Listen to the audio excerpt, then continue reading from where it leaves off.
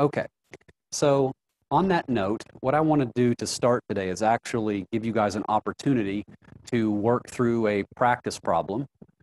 After doing this, I would save the problem because it might help you work through some of the exercises that you'll see on your lab next Monday.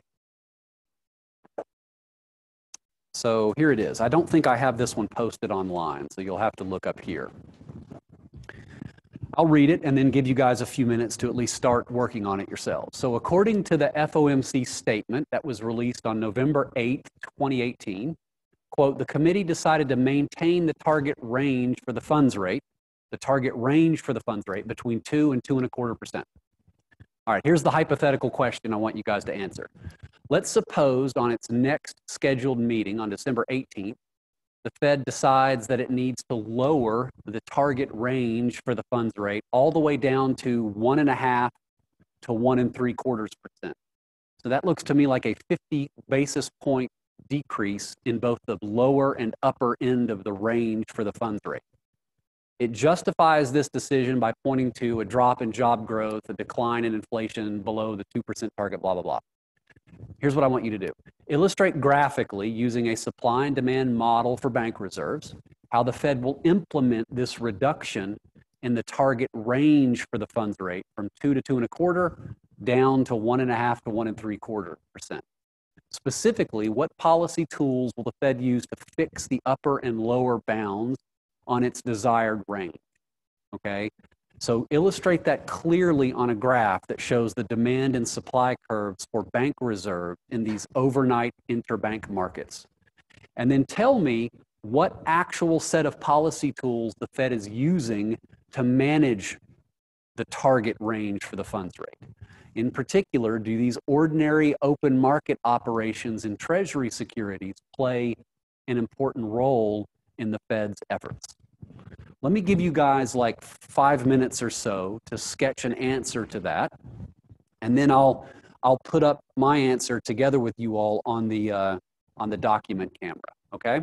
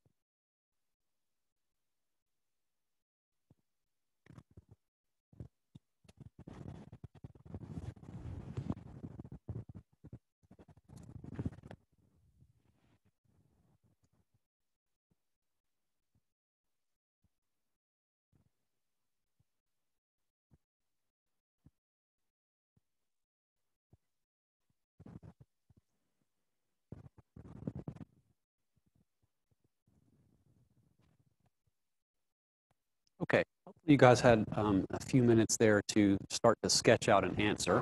So basically what I have here on this graph is kind of the initial situation described in the problem, right? We have our market for overnight bank reserves. The demand for reserves is downward sloping, right? Up until the point at which the effective funds rate hits its theoretical floor, right? Which doesn't actually occur at the IOER rate for reasons talked about in the last class. These eligibility restrictions cause the funds rate to sometimes dip below the interest rate on excess reserves, but it should not fall below the interest rate on this on-RRP facility, which is this IRR rate. So we've got this kind of floor and subfloor line here on the demand schedule. This is borrowed from the last class.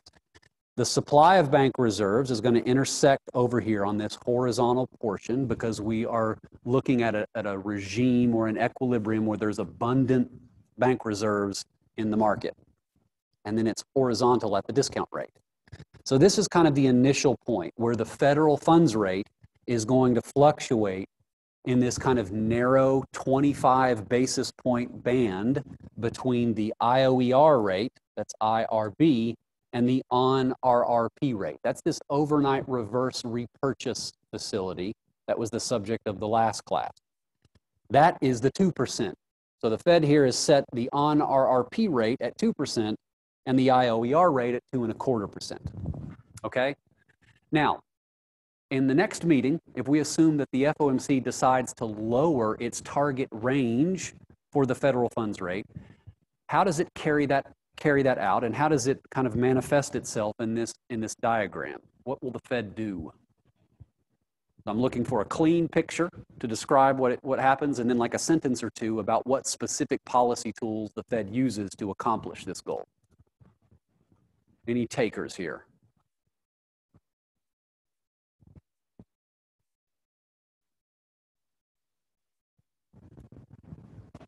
Levi?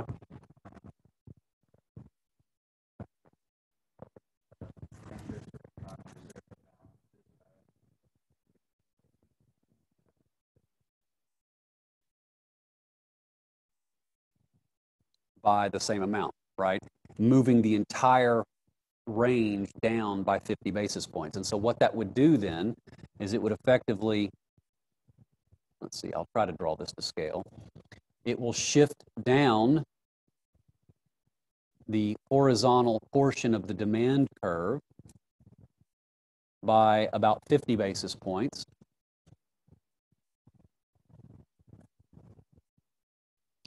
Both the upper and lower range of the lower interest rates on that particular range. So this might be what, 1 3/4%, and this here would be, let's say, 1.5%, where this is the new on RRP rate, and this is the new IOER rate. So Levi is exactly right. The way the Fed carries out this monetary policy is simply by announcing a 50 basis point reduction in its two interest rates that it sets administratively. The IOER rate, that puts an upper bound on the federal funds rate, and the on-RRP rate, which kind of caps the lower bound. They shift those two rates down by exactly the same amount, and the federal funds rate should, in theory, then fall into that particular range. That's what happens in this kind of modified floor system, right? Which is different from the way monetary policy was carried out in a corridor system, right? What role did open market operations play in this transaction, in this policy action, let's say? None, right? It used to be the case in a corridor system, the Fed would move around the federal funds rate by adjusting the supply of bank reserves through open market operation. That was a corridor system. Not anymore. In a floor system where reserves are ample, they simply move the funds rate around by moving the floor up or down. There's two parts to the floor, though, the IOER rate and the on-RRP rate, because of all of these eligibility restrictions we talked about in the last class. So if you're still not sure about that stuff, I'd encourage you guys to go back and re-watch that part of the lecture or reread those parts of the slides. Okay, that's really all I'm looking for in that type of problem. This is the kind of problem you might see on an exam or a lab, okay? But let me re-stress this, that, you know, stuff needs to be labeled properly so I know exactly what you're doing here. And you need to be able to, I think the key part here is to be able to match the policy tool to what is showing up in the graph, right? The Fed has these different policy tools. It has IOER, the reverse repurchase facility. It also has open market operations. What is it doing to actually achieve this change in its interest rate target on the federal funds rate?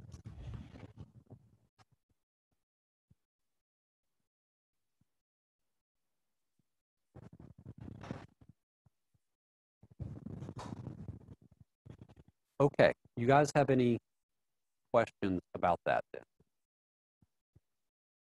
None?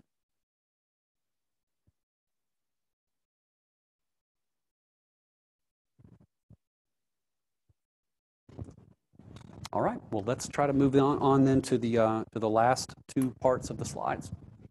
Okay, so from just after the financial crisis in 2009 through 2018, as you guys will recall from the last class, the effective federal funds rate was frequently below the interest rate on excess reserves.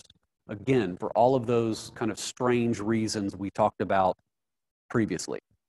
Now, the Fed backstopped its floor system by creating this overnight reverse repurchase facility, okay? The on-RRP facility helped limit these downward fluctuations in the federal funds rate, okay? But as we're going to see on the next slide, in 2019, something very different happened. The Fed faced an entirely different type of challenge, okay? Overnight interest rates, including the effective federal funds rate, started to become substantially higher than the interest rate on excess reserves. And so now the Fed's so-called floor system didn't just face challenges from below, right? It was facing implementation challenges from above, okay? What I want to do today is talk about exactly why this happened. So what kind of went haywire in 2019 that caused overnight rates to spike above the interest rate on excess reserves? And what exactly the Fed did to try to resolve it or fix the situation, right? It created the on-RRP facility to fix the funds rate from falling below the floor. What did it do to try to solve the opposite problem? All right, that's what we want to go over today. To do that, however, I think it's important that you guys first understand the context that we're going to be talking about here. And to do that, you need to understand two things. One, what is something called a tri-party repo market? We're going to talk about that for a few minutes. And then, what is the interest rate that characterizes or clears this thing called the tri-party repo market, okay? Now, the interest rate that is important for this repo market that we're going to talk about here for the first few minutes of class today is called the Secured Overnight Financing Rate, or SOFR rate. So here is another short-term money market interest rate that you'll want to understand. It is different than the IOER or the on-RRP, but it is going to be closely related in theory, okay? All right, so to understand what this is, let me just give you the definition first, and then we'll talk about what a tri-party repo market looks like. So the SOFR, the Secured Overnight Financing Rate, is basically just the median interest rate that we observe in markets daily on overnight collateralized loans. Usually that collateral is with Treasury securities, so like 3-month Treasury bills, known as repos, that are made to a wide range of different financial institutions. This is not a rate that is set administratively by the Fed. It is a market interest rate that the Fed watches closely, right? The Fed cares about managing a variety of short-term interest rates. This is a very important one, the secured overnight financing rate. Okay, so to understand what that is, let me talk for just a few minutes about what a tri-party repo is, okay? So in a tri-party repo arrangement, one of the parties, usually it's one of these big government securities dealers, or perhaps it's one of those securities dealers that is acting on behalf of one of its clients, perhaps a hedge fund or an investment bank. What they will do is they will sell an asset, a security like a treasury bill, in exchange for a loan overnight, in exchange for cash, okay? That's what a repurchase agreement is. These hedge funds or investment banks or big securities dealers will effectively borrow cash overnight and post treasury bills as collateral. So they're going to temporarily sell those treasury securities to someone on this side of the diagram, and they're going to promise to buy back those securities the very next day at a pre-specified price. The price difference determines what the interest rate is between these two parties, okay? So that's the first party, the one that's essentially doing the borrowing. That's what a repo arrangement is. It's a very short-term, overnight collateralized loan, okay? Now, who is the counterparty? The counterparty is going to be financial institutions that have huge cash inflows, okay? These folks over here that are doing the borrowing, like hedge funds or investment banks, they want to obtain cash so that they can fund their longer-term financial assets, fund their other assets in their portfolio, okay? They're going to post securities as collateral, but who are they going to obtain cash from? Well, money market mutual funds, that's a type of institution that has a lot of cash inflow. Big banks that have like a huge deposit base, like Bank of America or BB&T or SunTrust, they might have cash at the end of the day that they would like to earn interest on, and so they're willing to loan it in these tri-party repo markets. Insurance companies also have large cash inflows because their customers pay premiums every single month or every single quarter, okay? That's who they're essentially engaging in this transaction or repurchase agreement with. Now, who is the dealer here? The dealer is the institution that facilitates or intermediates this particular loan, okay? That's why we call it a tri-party repo. There are three parties here: the borrower, the lender, and then a dealer that sits in the middle to intermediate that transaction. All right, now I'm not 100% sure about this, but in the US, I think there are two main banks that do the intermediation here in the middle. One is JP Morgan Chase, and the other I think is New York, what's it called? New York, or Bank of New York Mellon, I believe. That's where the clearing of these repurchase agreements take place. Now, just really briefly, what does the dealer or the intermediary do in this case? It takes possession of the securities. Okay, it takes custody of those securities at the beginning of the day. It then determines what their value is in the market. All right, and then all of these settlements are cleared by the intermediary. But the intermediary will also a lot of times provide additional financial services to these folks over here who are doing the borrowing so that they can figure out ways to kind of optimize or maximize their collateral. So the intermediary here is going to work for a particular fee. It's not going to, their services are not going to be free, but they help intermediate this flow of borrowing and lending between these two parties. The secured overnight financing rate is the interest rate that these two parties agree to bilaterally. Actually, the SOFR rate is just essentially the average of those interest rates that we observe across all the transactions on any given day, okay? All right, That's an important interest rate and an important money market that the Fed pays attention to, all right? Now, what exactly happened then in 2019? So this graph shows all three interest rates that we're talking about here. The blue line is the SOFR rate, the red line is the effective federal funds rate, the green line is the IOER rate on excess reserves. Before 2019, what do you notice?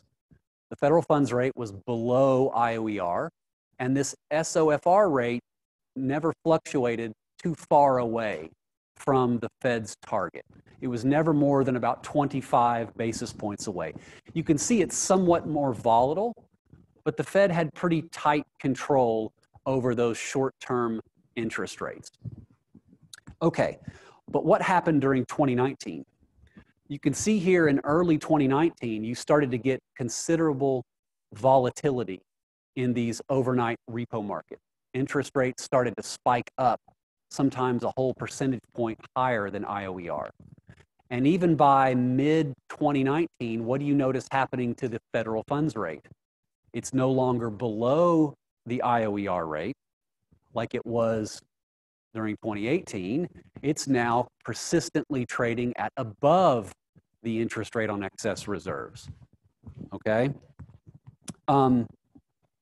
By later in the year in 2019, so actually on September 17th, that's the exact date, the SOFR rate actually spiked up considerably to almost 6%. It was just closer to 2.5% literally a week before, okay?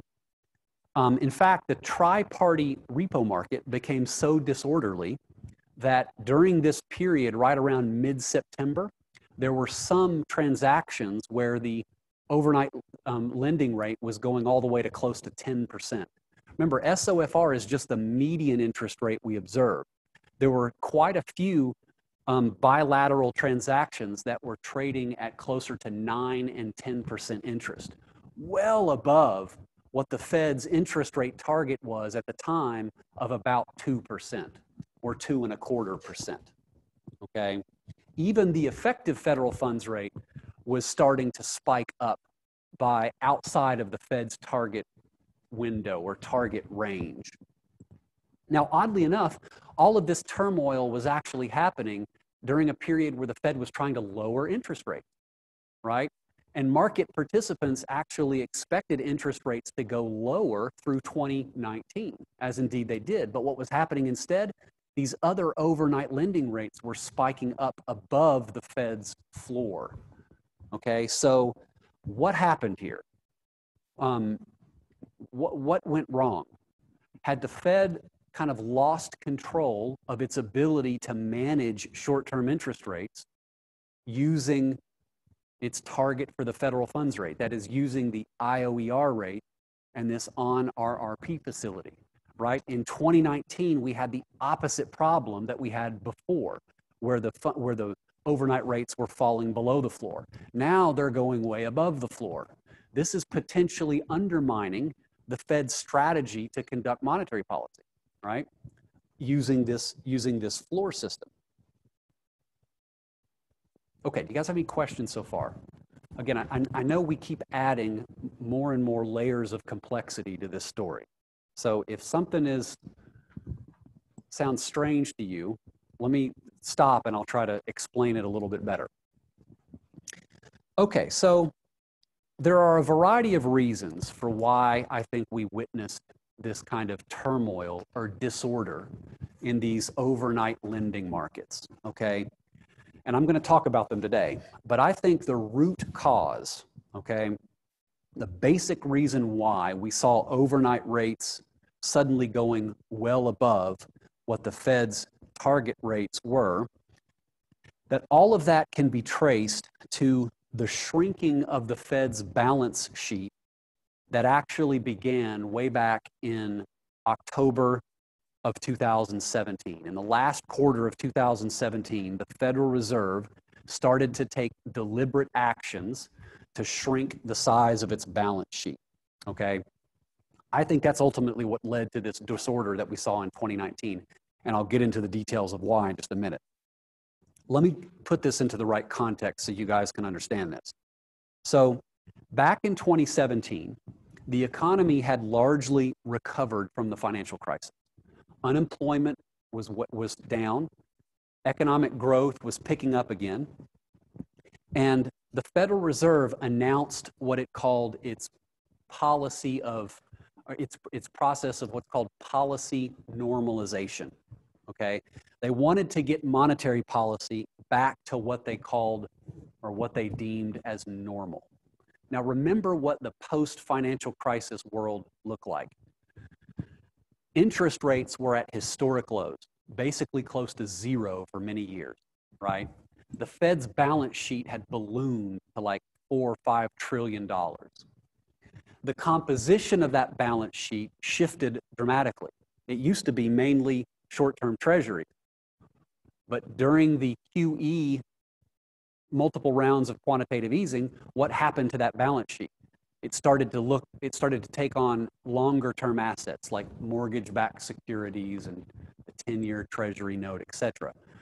So when the Fed talks about its process of policy normalization, it wants to accomplish basically three things. Bring the federal funds rate back up closer to historical normal level, something that would be higher, okay, like 3 or 4%. They would want to shrink the balance sheet from $5 trillion to something smaller, okay?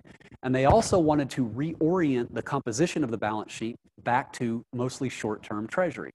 So not have all this mortgage-backed securities and federal agency debt and all these exotic assets on its balance sheet that the Fed accumulated during the recession. It wanted to get back to normal. So we call it the policy normalization process. Well, this graph here shows the effects of those actions, okay? What I've got here is a graph of reserve balances of banks in the entire economy maintained with the Federal Reserve. What do you notice happening starting in late 2017? Well, total reserve balances was close to $2.5 trillion at that time. As the Fed tried to normalize policy and shrink the balance sheet, what happened to reserve balances of the banking system? They fell below $1.5 trillion by mid-2019. So over a 2-year period, bank reserves actually fell by about $1 trillion. Now that makes sense. As the Fed shrinks its balance sheet on the asset side, its liabilities have to go down as well, right? Federal Reserve balances are liabilities for the Fed. So this policy normalization process was carried out in practice by reducing the number of reserve balances in the banking system. Okay, you guys have any questions? So that's the right context. Now, the thing I want you guys to think about today is how this policy normalization could potentially undermine the Fed's floor system, okay? So as the Fed is shrinking the size of its balance sheet, and as the overall volume of bank reserves is declining in the economy continuously over the 2 years leading up to all of this turmoil that we witnessed in September of 2019, that can potentially undermine the Fed's floor system. Why? Okay, so let me try to explain how this can happen, again, by using something that you all are very familiar with, and that's this supply and demand model in the market for overnight lending. I think this is the easiest way to think about it, all right? The Fed wants to live in a world that has ample bank reserve. Reserves are abundant on the margin. So the supply of reserves intersects the demand way out here on this horizontal portion of the demand curve. Forget the on RRP rate for right now. At this point, we'll just assume that the funds rate would be equal to the interest rate on excess reserves, okay? Now, ask yourself this. What happens if the Fed tries to deliberately shrink its balance sheet over time. And therefore, the volume of bank reserves are going to fall. As the Fed's assets decline, its liabilities shrink as well. What are we going to see happen on this particular diagram? The supply of bank reserves is going to start to shift to the left, okay? Now, here's the problem. The Fed, and in my opinion, probably not anyone at the time, really understood at what point the demand for bank reserves starts to slope up again, right? That's an unknown quantity. And so as the Fed is unwinding QE and shrinking its balance sheet, and the supply of reserves continues to shift to the left, eventually they're going to get to a point at which bank reserves are actually no longer abundant on the margin and start to intersect the demand for reserves on this upward sloping portion, okay? That's what I suspect happened as a result of this 2-year process of policy normalization, where the Fed deliberately was shrinking the size of its balance sheet. And so the volume of reserve balances in the banking system was falling. Okay, now ask yourself this: what happens as this supply curve moves closer and closer to this point at which the demand curve becomes upward sloping? Then it is no longer going to be the case that reserves are abundant on the margin, but in fact, reserves are going to start to be scarce, right? And so at the end of the day, there might start to be a few banks that are finding themselves in need of liquidity, maybe to meet regulatory requirements, maybe simply to meet their own liquidity needs. What are they going to do? They're going to go out into the overnight lending market to try to obtain that funding. However, if reserves are scarce on the margin, those desperate banks are going to find it difficult to actually obtain that financing overnight, unless what? Unless they're willing to pay a premium for it. So these desperate banks then are starting to pay in these secured repo markets interest rates that were considerably higher than the IOER rate. Some of them went to the unsecured federal funds market and were willing to pay interest rates that were higher than the IOER rate, right? So some banks could go to another bank in the repo market and pay at an SOFR rate that was at 5 or 6%. Other banks might go to one of these GSEs, right? Like Fannie Mae or Freddie Mac, and borrow overnight, but again, in an unsecured market, but at an interest rate that starts to exceed what the Fed's target is. The point is that once reserves start to become scarce on the margin, the effective federal funds rate can become untethered from the interest rate on excess reserves that the Fed is using to try to control the federal funds rate. And so when that happens, you're going to have these situations where overnight rates between institutions may actually spike considerably higher than the interest rate on excess reserves. Now again, I've said this once before, but you'll notice here that the on-RRP facility doesn't do the Fed any good here. That interest rate, that facility was supposed to limit these downward fluctuations in the funds rate, put a hard floor under which these overnight rates couldn't go below. Here we have the opposite problem, where scarcity in overnight lending is causing those interest rates to actually spike above. In my opinion, that was kind of the root cause of this turmoil that we saw starting in September of 2019, where the Fed started to lose control of these overnight interest rates. Okay, you guys have any questions about that so far? All right, if what I just described is kind of the root cause of why interest rates started to go higher than the Fed's target, let me talk for a few minutes about what I call the proximate causes of all that interest rate volatility, okay? In other words, through the Fed's policy normalization, which shrunk the balance sheet, we got closer and closer to this point here at which the demand curve is upward sloping. When that happens, then anytime there are disruptions in the supply of reserves in the short run, the supply curve may temporarily shift over to this upward sloping portion and cause a lot of interest rate volatility. There are two events that happened in September of 2019 that I think caused the Fed to go over this tipping point. That's why I call them the kind of the proximate causes. They didn't get us there, but you can more or less think about these events as the straw that broke the camel's back, okay? One of those events was quarterly corporate tax payments. So this is where I'm going to talk about how fiscal policy can sometimes run at cross purposes or undermine the Fed's ability to implement monetary policy, all right? Okay, so it turns out that for the few days before and after September 16th of 2019, that was the actual quarterly deadline for paying taxes. So corporations have to pay taxes quarterly, and people who are self-employed also have to make quarterly tax payments. For those of you who are not self-employed, you have an employer, you get your income taxes withdrawn, deducted automatically from your paycheck. You don't have to worry about it. But self-employed people and corporations have to pay taxes quarterly, or else they face a penalty, okay? Well, what happened on September 16th? All of these corporations and some individual taxpayers had to make their tax payments.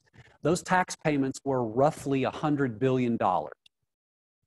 Those tax payments needed to go directly to the government, that is the US Treasury, okay? Now, how were taxes actually paid for? Well, corporations simply withdrew money from their own retail deposit accounts at banks, or alternatively from their money market accounts, all right? That money gets deposited then with the US Treasury. All right, so the question then is, how do these tax payments, or why would these tax payments actually affect interest rates in these overnight markets? I think in order to understand that, we want to see how these flows into and out of the Treasury actually affect the supply of bank reserves. And the easiest way to analyze that is to use our old friend, these T accounts, okay?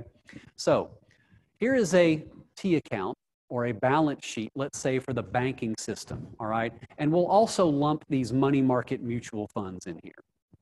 So Jameson, if you're a corporation and you've got to pay your quarterly tax payment, how are you going to do that? It's $100 billion. You're going to draw down your checkable deposits or your retail deposit accounts at that bank or money market mutual fund, okay? Your bank is then going to provide you with that liquidity by directly drawing down its own reserve balances that it holds with the Fed, right? Balance sheets have to balance. So you pay your taxes, your checking account balance drops by $100 billion in this example. Reserve balances then in the banking system fall correspondingly. Simple enough. Okay. How does that tax payment then affect the balance sheet of the Federal Reserve? Well, remember the Federal Reserve has its assets as mainly securities, but what are the Federal Reserve's liabilities? Well, the two main liabilities we talked about earlier in the semester were reserve balances and currency in circulation. The sum of those two is the monetary base. Good review question. There is another Federal Reserve liability that's important to take note of here, and that is Treasury deposits. Remember, the US Treasury uses the Fed as its bank, right? And when we pay our taxes, that money gets deposited in the Treasury's general account, this thing called the TGA. The Treasury General Account, which is basically just a checking account that the Treasury has with the Federal Reserve. That's why it's a liability for the Fed. So when these corporations here, when Jameson was paying his $100 billion tax payment, how did the Fed clear this transaction? It simply debited the reserve account of his bank or money market mutual fund and then credited the reserve account of, or the Treasury deposit account at the Fed. And so on net, there's no change in Federal Reserve liability, right? Because there's no change in the Fed's asset position. However, what do you notice happening here? These tax payments do what to reserve balances in the banking system? It lowers them by $100 billion. So although it doesn't change total Fed liabilities, it actually does, simply paying your taxes moves dollars from reserve balances over into the TGA account, all right? And as a result, that's going to shift the volume of bank reserves to the left. And I'm going to argue here that if the Fed has already lowered the reserves, bank reserves, to this point here, S1, that this type of event, a large quarterly tax payment, might be just enough to push the supply of reserves over onto the upward sloping portion of the demand curve, thereby putting upward pressure on the effective federal funds rate. All right, let me, again, I want to make sure everybody is clear with what I'm talking about here. I'm not arguing that quarterly tax payments are the root cause of all of this turmoil in short-term lending markets, right? And it affects the Fed's floor system. That's not what I'm saying. I think the root cause was the fact that the Fed was shrinking the amount of reserve balances in the banking system by shrinking its balance sheet. When that happens, these episodes that occur regularly, like quarterly tax payments, that disrupt the supply of reserves, can push that supply curve over to the upward sloping portion. And when that happens, it is not unusual to see overnight interest rates becoming untethered then from the interest rate on excess reserves. That is one event in September of 2019 that I think was, you can kind of think of it as the straw that broke the camel's back. It's what put us over this tipping point where we go past this point A. There's another one, however, that I want to talk for a few minutes about, and that is new Treasury security issuance. So again, this has to do with fiscal flows and how fiscal policy can undermine potentially the Fed's floor system. Not only was there a big corporate tax payment that came due in mid-September, during that exact same time period, it turns out that the US Treasury had to increase its long-term debt, by about $54 billion. And it did that in the following way. As Treasury securities matured and the Treasury paid off that debt, they simply issued even more debt after that. So imagine $100 billion worth of Treasury debt maturing. The Treasury pays that off, and then they immediately issue $154 billion worth of brand new debt. What happens to the US government's long-term debt position then? It's going to go up by $54 billion, okay? That happened around the same time. They're in mid-September, okay? And so who is it that is purchasing new Treasury debt? So remember, these are going to be in primary markets. So when the Fed issues new Treasuries initially, it does so in these primary markets. Regular investors are not the ones that actually purchase that. The financial institutions that purchase brand new Treasury debt are mainly these large primary securities dealers, okay? And they buy new Treasuries for a couple of reasons. One, they can turn around and sell them to their own customers. or they can use those new Treasury securities as collateral for other investments they may have. But the point here is that by far, most of the institutions that are buying brand new Treasury bills are going to be these large government securities dealers that hold bank reserves with the Fed, okay? So for the next 5 minutes or so, I want to go through the same type of thinking that we did on the tax payment example. How does the issuance of new debt by the US Treasury affect the supply of reserves in the banking system? And can that spill over into these short-term overnight lending markets, just like we saw in the previous example? Okay, so here is a T account for the banking system, right?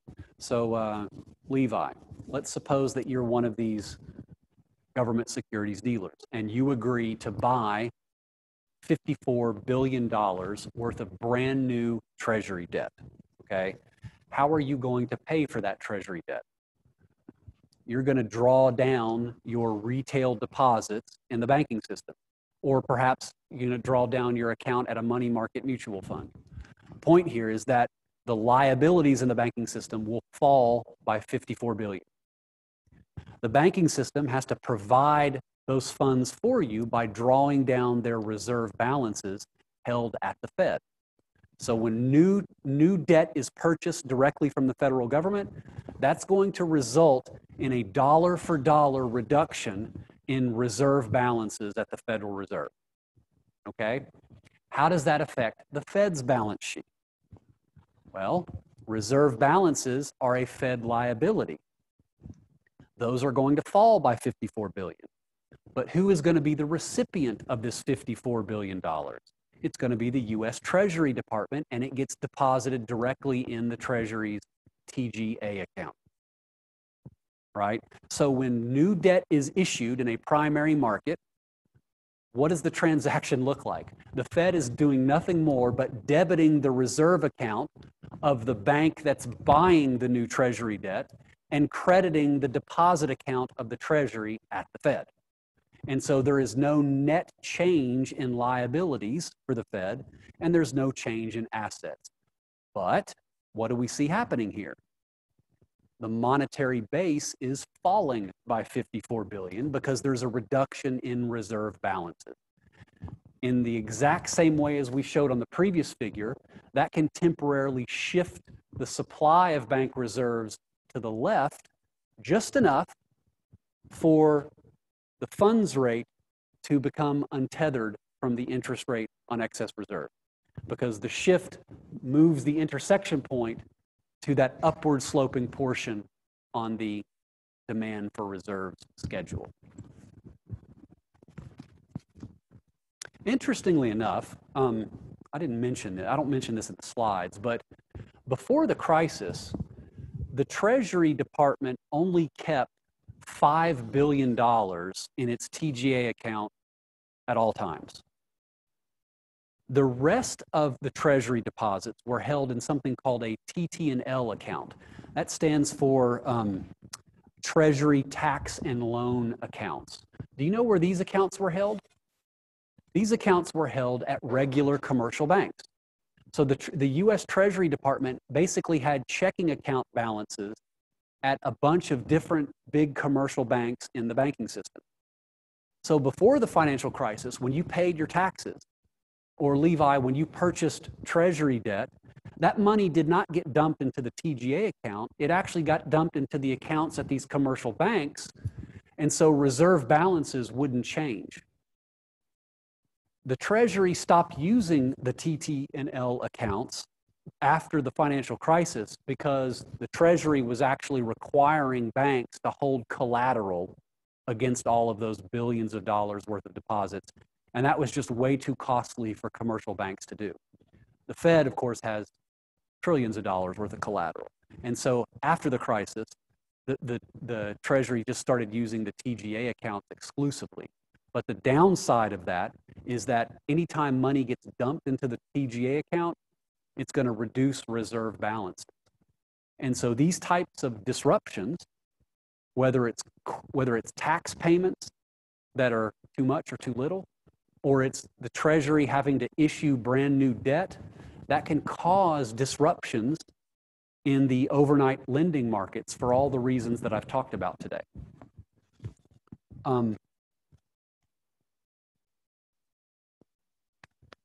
Now, just real quickly, why? You might ask why the Treasury had to issue a bunch of new debt. Well, there's basically two reasons. One, I think, is pretty obvious, okay? Over the past 10, 15 years, we've had persistent federal budget deficits. The way our government finances budget deficits is by borrowing even more money, by issuing new Treasury debt. This blue line, I apologize about the graph, you can't see the numbers very well. That is the outstanding Treasury debt minus what is held at the Fed. You can see that in the past 15 years or so, the amount of public debt has basically tripled, okay? So as these budget deficits have become more and more persistent and bigger, the Treasury Department has had to borrow more and more. And so long-term debt continues to increase, right? And so that whenever they do that, that can potentially shrink the supply of bank reserve in these overnight markets. The other line here is reserve balances at the Fed. You see what was happening here in 2018 and 2019. Treasury debt was rising, reserve balances was falling, putting the Fed's floor system in ever greater jeopardy. The other reason I would like to point to is inaction from Congress on managing the debt ceiling. You guys see this in the news from time to time, where there's this game of chicken in Congress about raising the debt limit, okay? Where they want to wait till the very last moment before Congress actually authorizes the Treasury Department to raise the debt limit. Well, because of that frequent inaction, what ends up happening is, as soon as the debt limit is raised, the Treasury Department has to issue a bunch of new debt to replenish their coffers. And so these episodes where debt has kind of spiked are those debt ceiling stalemates that we see in Congress. So for both of those reasons, but really more, number one, is why the Treasury continually has to issue larger and larger amounts of debt every single year. These things would not be a problem if there were really ample reserves in the banking system. The Fed could effectively ignore them, but however, its policy normalization process pushed us closer to the point where reserves were scarce. Okay, any questions then thus far? So you might see a problem on your lab, which asks you to apply these T-account adjustments, okay? But I think those are useful because they're also going to be a good review from when you did it earlier when we were talking about the money supply process. So the same basic idea there. All right, now here's the last question I want to ask you today in my final 14 minutes of class. Does the Fed have any ammunition? Does it have any tools that it can deploy to try to suppress these spikes in the interest rate that were being caused by, ever reducing bank reserves?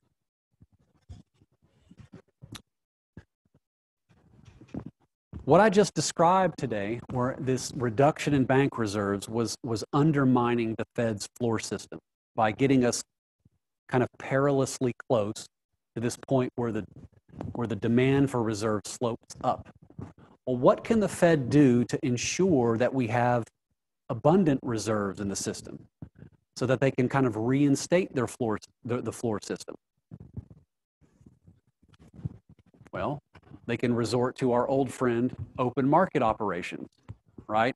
By purchasing securities in the open market, the Fed can inject more bank reserves into the economy and thereby continue to push that intersection point farther and farther out on the demand schedule. And that's exactly how the Fed responded in late 2019. They did so in two different ways, okay? And again, this would be a good review opportunity. The Fed not only conducted defensive open market operations, but they also conducted dynamic ones, okay? You guys recall the difference between a defensive and a dynamic open market operation? A defensive open market operation, the Fed offers these overnight repurchase agreements, not reverse repos, right? Reverse repos drain bank reserves from the system. Repurchase agreements inject bank reserves into the system, right? Where the Fed accepts securities from primary dealers as collateral and provides bank reserves to those securities dealers, thereby preventing this shortage of bank reserves that led to all these problems I just talked about, okay? In the month after September the 17th, the Fed added about $150 billion to its balance sheet, mostly accomplished by these overnight repurchase agreements. Those are defensive open market operations, right? It offers them one day, it unwinds them the very next day, right? And these borrowers, primary securities dealers, would provide treasuries or mortgage-backed securities as collateral. In this way, the Fed can increase bank reserves and thereby relieve the pressure on overnight interest rates, okay? I have actually, let me talk about this last point before I show you this link at the Cleveland Fed, which is a really interesting graphic. On October 11th, however, the Fed announced that they were going to do something even more. And instead, they were going to agree to purchase additional Treasury bills on a regular basis, every single month, actually, in the amount of $60 billion, all the way through about mid-2020. So the Fed was not only conducting these defensive open market operations using repurchase agreements, but it was also agreeing to conduct dynamic open market operations where it was just going to permanently expand the size of its balance sheet by buying $60 billion worth of assets, mainly Treasury bills, every single month to grow its balance sheet, to therefore increase reserve balances in the banking system so that the supply curve is now intersecting the demand curve way out on the horizontal portion of that demand curve, right? So that it can reinstate its floor system. So in fact, a result that we got earlier, where I told you that open market operations don't play any role in a floor system, that's not entirely true. What have recent events shown us? That from time to time, the Fed might find itself in a position where reserves become scarce on the margin. And if it wants to implement monetary policy through a floor system, that is by adjusting IOER, or the on-RRP rate, then it needs to make sure there are actually ample reserves in the economy. Well, the only way that it can do that is through open market operations. So open market operations basically ensure that the environment is sufficient so that the Fed can adjust interest rates using the floor system tools. Okay, so it's not completely true that open market operations are dead. In fact, they're back to life because of these problems that we've talked about today. Now let me, in closing, I want to take you guys, show you guys an interesting tool that's available on the website of the Federal Reserve Bank of Cleveland. And it is a tool that allows you to see how the Fed's balance sheet has changed over any time period you want to select, okay? So I'm going to select September 15th, 2019, and let's look at just 1 month later. So October, we'll say October 17th, let's say 2019. And then the cool thing here is that you can click on these various aspects of the balance sheet. So like, here's the whole balance sheet, right? But the green bar is traditional securities holdings, right? This orange strip is lending to financial institutions. Those are repos. The purple strip is federal agency debt and mortgage-backed securities.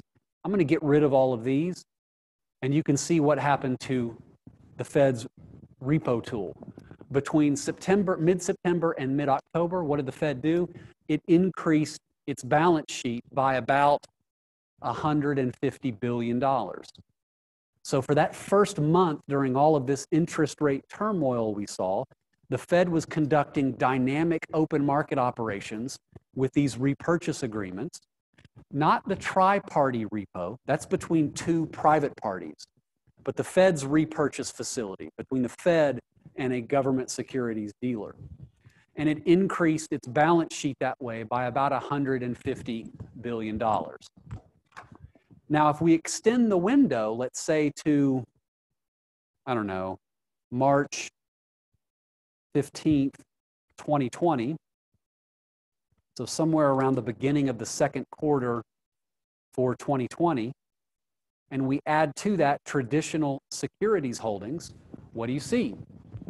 The Fed carried through on its promise to expand securities holdings over time and expand the size of its balance sheet, right? So in fact, the Fed was not only conducting defensive open market operations, but it was conducting dynamic open market operations to expand its balance sheet to the point where there are enough bank reserves in the banking system to actually implement monetary policy then under a floor system, right?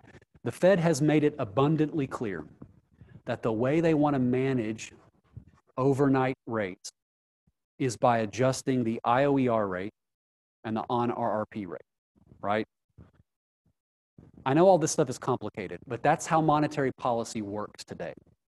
If I were teaching this class 10 or 15 years ago, all we would talk about is open market operations, right? You either buy or sell securities to change the federal funds rate. That's not the world we live in anymore. The Fed wants to manage interest rates by moving around the IOER rate and the on-RRP rate, to move around that target range. That's only going to work if there are actually ample bank reserves in the economy. So occasionally, the Fed is going to have to expand bank reserves using open market operations, right? If the Fed didn't expand its balance sheet over time, what would eventually happen? As the banking sector grows and as our currency holdings grow, reserve balances at banks are necessarily going to shrink, okay? And so that means the Fed is going to have to regularly expand bank reserves and expand its balance sheet in order to ensure that the floor system is actually going to work in practice, that intersection point occurs somewhere out on the flat portion of the demand curve. But that will take regular action by the Fed, and it does that through these open market operations. That's the way it conducts policy nowadays. It may change in the future, in which case I'll have to completely change the course content again, but it is what it is. Okay, I